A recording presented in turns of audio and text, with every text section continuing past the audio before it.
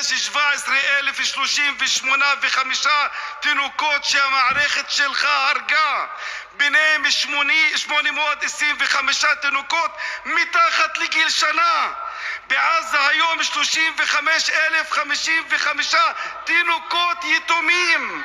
הדם של כולם ירדוף אותך, ואתה בעזות מצח תוהה על כך שאתה מואשם בבית הדין בהאג. בנימין נתניהו, חברי הכנסת, מהו החזון שלך? מה החזון שלך, תגיד לי? מזה 30 שנה אתה רוצח סדרתי של השלום. לא, עצור. רד מהדוכן מיד. רד מהדוכן מיד. להוריד אותו עכשיו.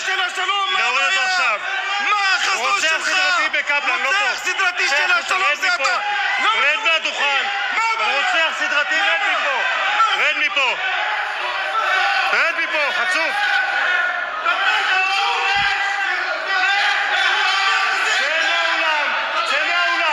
צא מהאולם. חבר הכנסת גלעד קריב, יש מילים שלא יישמעו מעל הדוכן הזה. רוצח סדרתי הוא אחד מהם.